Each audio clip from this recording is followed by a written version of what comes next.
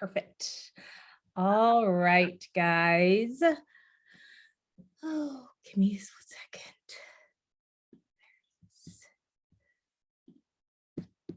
Oh, of course, I had Facebook pulled up because I had to make sure I was going to post it in the group, right? All right, there we are. All right, guys, thanks. Welcome to the Nutrition Challenge Kickoff Seminar. So first, kind of before we get started, I just kind of want to ask some questions for you guys to kind of think about. So have you done a nutrition challenge or weight loss diet challenge before, even pre-COVID, a few years ago? Kind of think back, think if you've kind of taken some of these feats on. If so, how many of you lost weight during that challenge? And then how many of you gained that back or plus more after that challenge? If that's point of view, don't worry, you're not alone. We know that this is a struggle for so many people. In fact, about 2/3 of people who do a diet or a challenge do gain that weight that they lost back and more. Don't worry, we won't let this happen to you. It's our goal to kind of keep you guys on track. This nutrition challenge is a great way to kickstart your journey to your health and wellness goals. But after the challenge, we do offer individualized nutrition coaching to help keep you on track with continued support and accountability. So our goal is to help prevent you from becoming one of those statistics. So first, I want to take a moment and introduce you to the coaches that are going to be involved with this challenge. I am not doing it alone this time. Thank goodness Jess Kohler and Nate have stepped up to kind of help me this round go. So Jess loves to cook, eat, and is super supportive. If you haven't had a meeting or a chat with her before, she's fabulous and she's going to be a great asset to this challenge. And Nate, the most positive person in the whole wide world and gets more excited than you do probably when you achieve a goal, is also stepping up to kind of help me manage this. And my love is trying to help you guys learn how nutrition habits can kind of work for any lifestyle you might come with. So us three together are taking this on, and I'll kind of get into how each of us are going to play a role as we go forward. So to begin, here at Fringe, in partnership with Healthy Steps Nutrition, we believe something as fundamental as nutrition should not be complicated. So I kind of want to go over this nutrition challenge. So tying back to our outlook, if you will, on our nutrition program. So let's get started. So first, as many of you will realize during the intake meetings, our nutrition challenge is not just going to talk about the foods that we eat. Yes, we are going to address those, but the Elevate48 challenge is a realistic mind and body challenge that can fit into even the busiest lifestyle. So for example, how many of you swear you can function on less than 6 hours of sleep? What about 4-hour sleepers and light sleepers? When you aren't sleeping enough, even though you aren't feeling it, it is affecting your journey and getting to your goals. When you aren't getting enough sleep, your cortisol goes up, your leptin goes down, and your ghrelin goes up. So what does that mean? That basically means that you're more stressed and your body will more readily store fat, and you will feel more hungry and increased cravings and feeling less satisfied just from lacking all of that sleep. So this is just one example of why we want to focus on areas beyond just the foods that we eat in this challenge. So the objectives of this seminar, this kickoff challenge meeting, is to help you understand how to set yourself up for success for this nutrition challenge, find out what you need to start with first, and to learn how to utilize the tools you have to support you on this journey. So to start, I want you to kind of do a self-assessment, kind of talk to yourself, think about things. Do you have a consistent daily routine? What does meal planning and meal prepping look like for you? Do you have a bedtime routine? Are you able to kind of wind down for the night, same way every night? What opportunities for success can you identify in your current routines, habits? In other words, what are you already doing really well? So now that you have your future success in mind, I want you to think about goal setting. So when setting goals, you would ensure that they are smart, specific, measurable, attainable or achievable, realistic, and time sensitive. It's really important to not only think about our goals, but to also think about why your goals are important to you. Your goal may be to lose some weight, to fit into a specific clothing item again, or wear a swimming suit to the pool. But why is that important? Will it make you happier? Is it going to make you more confident? The why behind a goal is so important to determine and keep in mind both during the challenge and on your continued health and wellness journey. So let's all take a moment to think about what you want to achieve in participating in Elevate48. I want you to kind of think about that, maybe write out one short-term goal and one long-term goal. Make them SMART. So an example of a short-term goal is one that takes roughly about 1 to 3 months, which may sound like, I want to gain confidence in packing a balanced lunch Monday through Friday in 2 months. A long-term goal may be 6+ months. It might sound something like, I want to lose 30 pounds or 6% body fat in 6 months. Remember, they need to be realistic. If you aren't prepping any meals right now, odds are your goal will not be to prep 100% of your meals at home confidently in 1 month. And a weight loss rate of about 1/2 to 2 pounds of body fat or weight lost every week, or about 1% body fat each month, is realistic. So no, we are not here to lose 30 pounds in these 30 days or 48 days of this challenge, guys. So now I just kind of want to review the basics of healthy habits. So with healthy habits, we only want to focus on one thing at a time. Once you nail that one thing, then we add something else to that plate. Then we want to layer that new habit onto something you might already do. So instead of taking things away, try adding something on top of a habit you already do, which is called habit stacking. So for example, why don't you just add veggies into your lunch and dinner that you're already eating? Hold on, I got somebody else who wants to be admitted. Whoop. Admit. All right, there we go. So some things to remember: real food over food products. We want you to have whole, good quality foods. One more person to admit. There we go. We want to do a closet clean out. Get rid of all that stuff in your pantry that are probably not going to be good with those whole foods. A lot of those processed things, a lot of those high in sugar, things like that. Do a good clean out, pantry clean out before starting this challenge. We also want to focus on progress over perfection. We do not expect you guys to hit every single habit perfectly every single day. It is baby steps. One of my very favorite things that I read one time in the book Atomic Habits is, if you change 1% of something every single day, what does that look like in, say, 48 days? That's half of something that's already changed. And then on top of that, in 100 days, you could say you're completely changed. Now, that might be a little bit of a stretch, but it just kind of shows you that it's baby steps. It's not going to be a 180 turn right away. We want to also make sure that we're looking at those food labels. Make sure that you are able to recognize those ingredients you see listed, looking at the sugar content, looking at the added things that are in there. Make sure that you know what you're eating before you actually do eat it. And then follow that plate method. Don't worry, if you aren't sure where to start during these 48 days, all 3 of us coaches are going to be here to help walk you through step by step and also offer ongoing support to reach those long-term goals in the end. So our rules for Elevate48, if you will, are tailored to each individual to give structure to your days so that you can progress toward your goals without setting you up to do more with less. So they are following a diet that takes an additive approach to food macronutrient diversity. So we want you to make sure you're eating good amounts of fats, proteins, and carbs.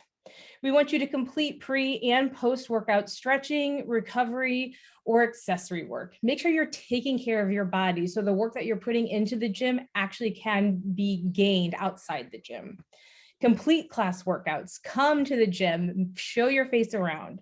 Spend 15 minutes a day in stress relief. Whatever that might look like for you, if it's meditation, walking, simple quiet time, stress relief is going to be huge. Want you to make sure you're drinking enough water, so aim for 80 ounces. Get 6 or more hours of sleep if you can, and take a daily omega-3 supplement. So to start building your foundation, I'm going to go over a few basic principles that have helped lots of people take control of their health one habit at a time. So principle number one is add more whole foods into your diet. So a great place to start on this basic is by using the plate method. This is one of the easiest and most effective methods for improving your diet by eating a balanced meal of high quality foods. The plate method is a really good rule of thumb when eating out or whipping up a quick meal at home. How you do it is you have half of your plate of non-starchy vegetables, a fourth of your plate, a lean protein, fourth of your plate, a good starch like sweet potatoes, beans, other squashes. And then of course you want a good healthy plant-based fat like those avocados or olive oils. Fat recommendations do vary based upon the fat from your protein or your meat. So if you have a higher cut of or higher fat of meat, like a steak or something, adding in added fat is not going to be as necessary. So really good tips for eating your plate. Start with those non-starchy veggies first. Eat all of those on the plate first. Then rotate around your plate to your protein. And then lastly, focus on those starches. Give your body a good 10, maybe 15 minutes to let your stomach catch up to your brain and see if you are still hungry. And if you are still hungry, go back and add more vegetables and start that same counterclockwise circle that I just went over. So principle number two is focusing on balance. When I say balance, I mean, does every meal and snack you consume throughout the day contain a carb, protein, and a fat? Pairing each meal and snack with all three of these will keep you full and for a much longer time period. So I'll talk about these macros in more depth after the third principle at the end. Okay, well, actually, I'm going to talk about the top. Sorry, guys. So we're going to dive into Nutrition 101. Hold on, one more person. There we go. So first, I'm going to start with protein. So protein, as you guys probably have all heard, it provides us with those important amino acids, which are what builds our muscle and recover after our CrossFit classes. Not to mention, protein helps us stay full and feels more satisfied throughout the day. So when it comes to protein sources, I want you to focus on including lean protein sources with your meals. Chicken, turkey, egg whites, fish. Be aware of high fat protein sources that can provide up to 5 grams of fat per ounce of proteins, such as like ribeye, chicken wings, fattier cuts of meat like that. So on average, protein provides about 4 calories per gram. It should compose about 30% of your daily calorie intake. So every individual protein's needs are going to vary, but we do kind of roughly want to make sure it's about 30% of what you're getting in every day. So when you guys have your meetings with one of the coaches, you will get a handbook, and in that handbook is going to be this food options guide where it's going to list good sources of protein, fats, and carbs. So this is the section for protein, and you'll see that the protein sources are categorized by fat content from lean to moderate and then fatty. So green means go, yellow means slow down, and I wouldn't say red means stop, but I would just like to say that it's more limit. Like if you're going to have that, just be mindful that those are going to be your higher fattier cuts of meat, and you just want to make sure you're not having those of the majority of your protein sources. So now your carbs. This is the macronutrient that typically gets a bad rep. Many foods fit under this carbohydrate umbrella. For example, fruit, sugar, bread, pasta, grains, and even starchy veggies like sweet potato or butternut squash. Carbs break down into glucose, which is our body's preferred source of fuel. So our bodies require carbs daily to fuel our brain and other important processes. Carbs provide, similar to protein, 4 calories per gram. And typically we recommend aiming about 30 to 40% of your daily caloric intake from carbs. But of course, that might vary based upon an individual as well. So the volume, hold on, I went back. Okay, well, there we go. There we are. So our volume non-starchy carbs, these are those veggies that are going to fill half of your plate. Load up on all of these. Obviously, Hence the name volume. We want these to be voluminous in your diet. So definitely try to get as much of this as you can throughout the day. And then these are going to be your starchier carbs. They fall into two different categories. You've got starchy, non-starchy, or volume carbs. And it's also important to understand the difference between the two when balancing your meal. So starchy carbs, what you see here, these foods offer more calories and carbs per gram in weight. These are things like fruits, squashes, potatoes, corn. Yeah, it's really not a veggie, but it's still on here. Rice and more. When we then break these down into glycemic index, which is basically how much does the food increase your blood sugar after consumption, you'll see that you want to go with those green low glycemic, so you have less of a blood sugar spike.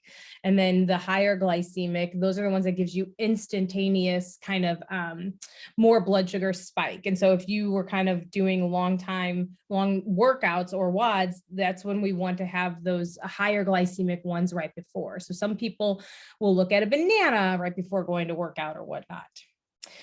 Fun fact about bananas. Does anyone know why it's listed in the moderate glycemic and the high glycemic column?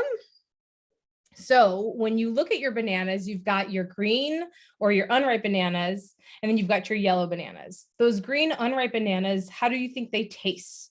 They kind of taste sour or maybe chalky. So now those yellow or those ripe bananas, they're more sweet.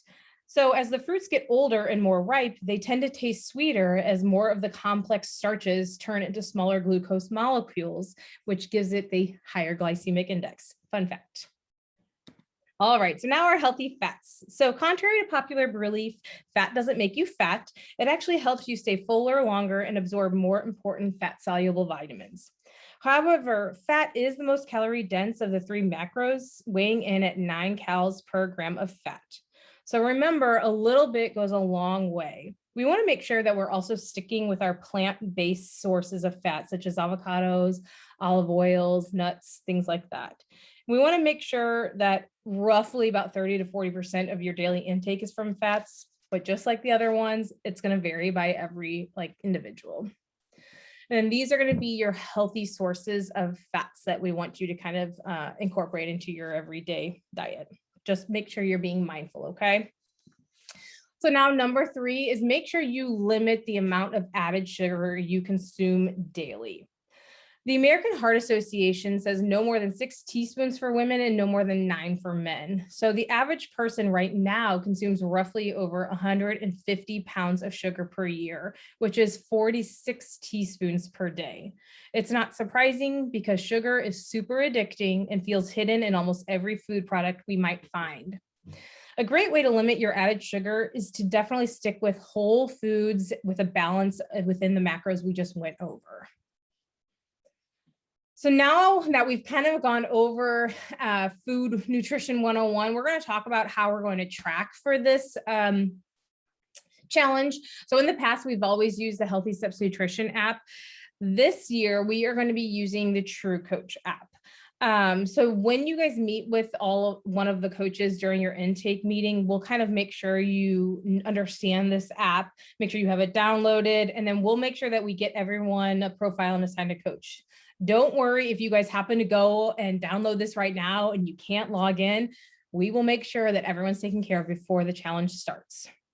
So with the True Coach app, when you first open it, you will kind of see your quote unquote workouts or your habits for the days kind of listed out here.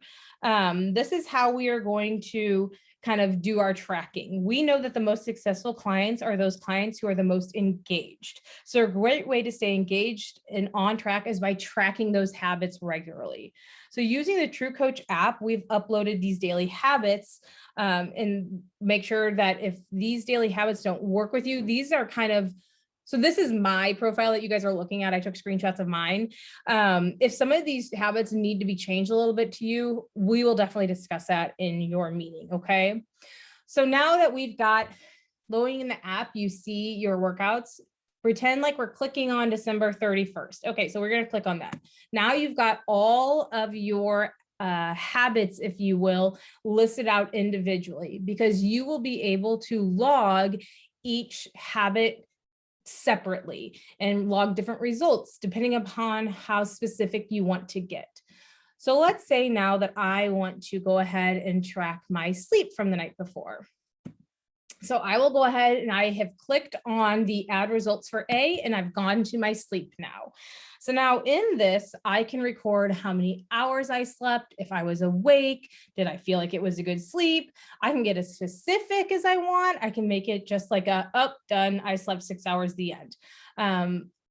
Like I said earlier, tracking is very beneficial for accountability, and it keeps you on track to kind of monitor over time, makes you kind of realize, oh, I'm not doing as good as I thought I was. So I do encourage you guys to try and make these notes to your benefit. This challenge is for you. And so I want you to go ahead and do as best as you can.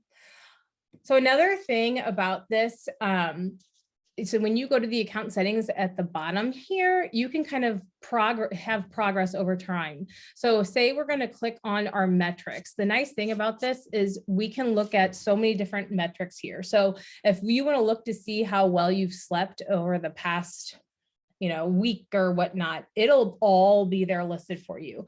We can also put in your in-body scan numbers. We'll kind of have everything here for you guys to kind of track throughout the entire challenge. So it's really cool to kind of see that as time goes on, to kind of see, has things improved or are you feeling stagnant? So that's why recording as best as you can is going to be beneficial to your success in this challenge.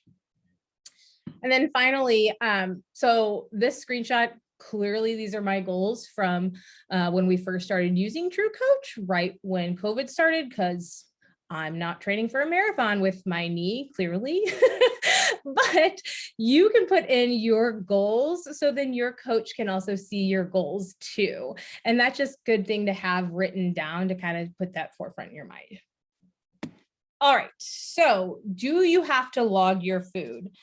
This is a great question. While food logging is a great tool, it is only one tool. So based on the conversation that you are going to have with your coach during the initial challenge meeting, know that if you are food logging, or if you have an alternative path when it comes to portion control, such as plate method or hand portions, any of those options is better than nothing. Usually after you've decided, okay, I want to log my food, the follow-up is, how should I food log? You should already know that if you're going to food log, how you're going to do that. But in case you haven't made that decision, different ways to track. So one way is using MyFitnessPal. This is a little bit more tedious, but some people really like it because they want the exact numbers. They want to make sure they've got things really balanced out. These are for those more scientific minded people. So this is a good tool. It is only one tool. So this type of food logging does require, like I said, more time and more attention. And it also needs to have specific, you need to have specific tips and tricks. So basically, if you are wanting to record specific like turkey or whatnot, make sure it's got that green check next to it, because that tells you that it has been verified for accuracy in MyFitnessPal. So MyFitnessPal is a public database. You can filter by the green check, but sometimes things without a green check are going to pop up and they are not going to have as accurate results. Okay. So just something to keep in mind if you do go that route. Another route is to take pictures of your food, and you can add them here in this meal count section. So this is that habit tracker of meal count or nutrition in TrueCoach. You can add pictures, which is really cool. So if you want to add pictures of your food throughout the day, if you want to write it down and add pictures, that's another way to do it. Or you could just keep a diary and just kind of food log like right here throughout the entire challenge.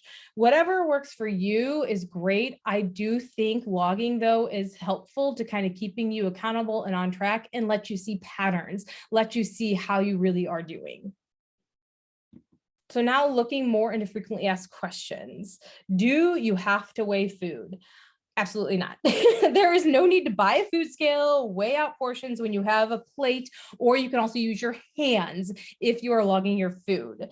So you can use the hand portion size guide or the plate method to ensure your portion sizes are on track. So say you are logging, you could just say palm size protein or palm size chicken breasts, cupful veggies, thumb size of almonds, like kind of do like that if you don't want to have a specific way to kind of measure your food out. And if you want to know more about the hand portion guide, we do have a graphic that we can give you to kind of show what everybody should be getting. Do you have to eat starchy carbs? Aren't they bad for you?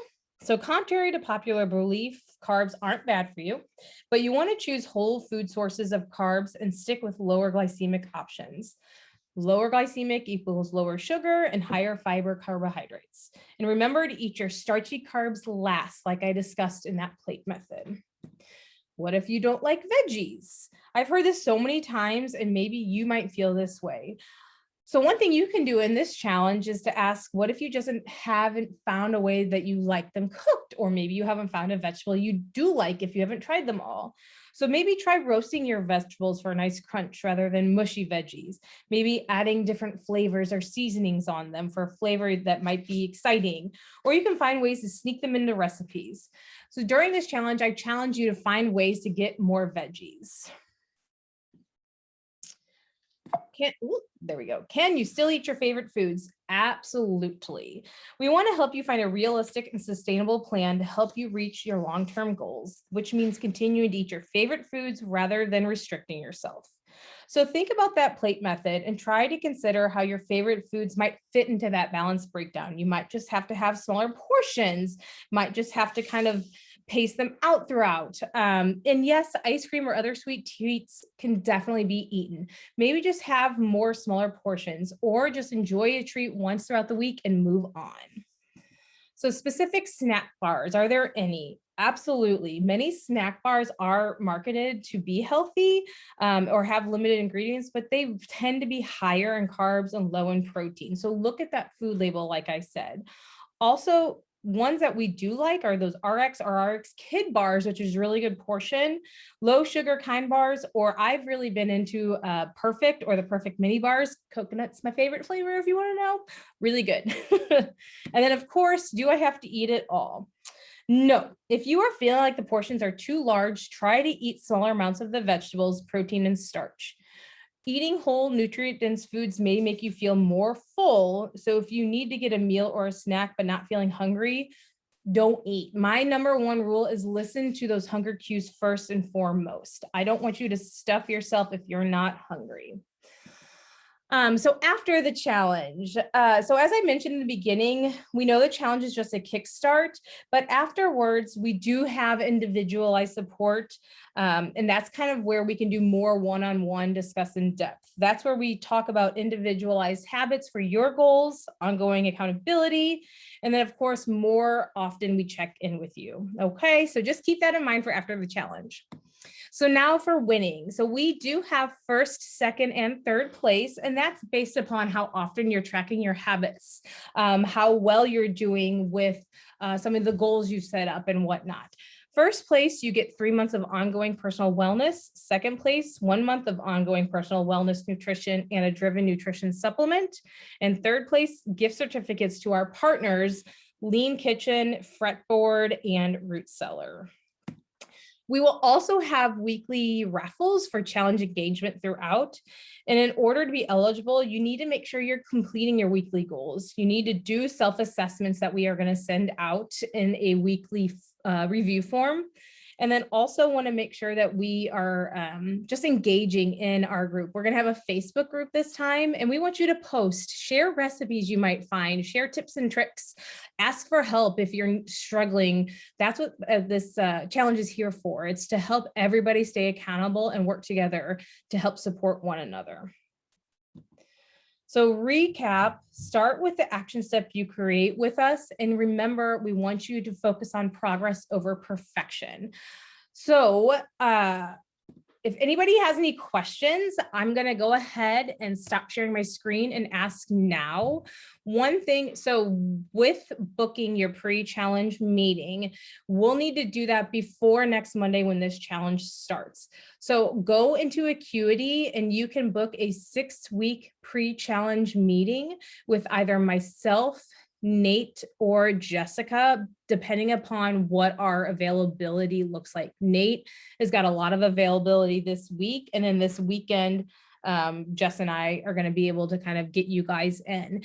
If none of the times look right or you guys can't get in, send an email to nutrition@CrossFit Fringe or info@CrossFit Fringe, and we will definitely work to get you in before next Monday so we can get everything set up in the app and whatnot. Does anybody have any questions? That's right, I don't see anything. Any concerns, questions, anything you feel like I might have missed? We've got about 5.5 minutes left. So I just want to make sure if anybody does have anything, they can ask. Otherwise, that's kind of all I have.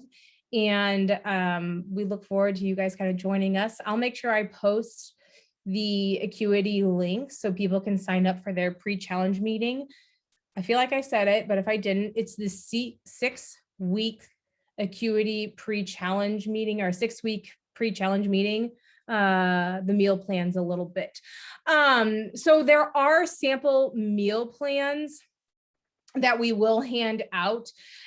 I do not expect anybody to follow a meal plan to a T. The meal plans that we hand out are there to serve more as a tool, to kind of show you, sorry, I have a fly flying around. Sorry, guys. Anyway, the meal plan is there to help show you how to pair foods together. So make sure you're having that balance of protein, carb, and fat. But then also it's got really good recipes. So it is a 6-week meal plan that I think is created by Healthy Steps Nutrition, and it is breaking down to breakfast, lunch, dinner with 2 snacks in between. So we do give that out as a sample for everybody. And I think the first one is 1,600 to 1,800, and the other one is 2,000, 2,200 calorie meal plan. I'll have to confirm, but we will have that for everybody if you want it. Some people are like, no, I don't need that. I just need the accountability or something else.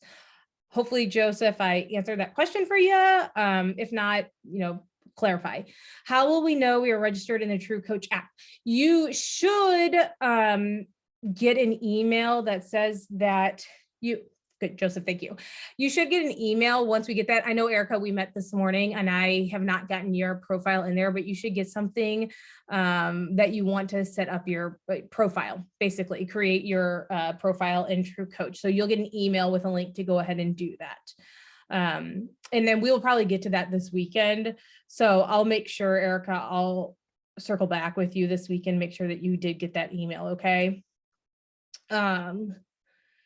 If anybody else has any questions, we got about 3 minutes left. Happy to answer any comments, things, would appreciate that. And yeah, I think that's kind of everything, guys. I really appreciate you all joining. If you haven't officially signed up, there is a sign up paper when you walk into the gym hanging on a clipboard to the right of the front desk. Or you can go ahead and go in the Facebook group. We'll go ahead and get a link to the blog post that has the link to sign up in it as well, to make sure that you guys are all able to get that signed up. So then we know if you did not get signed up for your pre-challenge, we can reach out to you. All right, guys.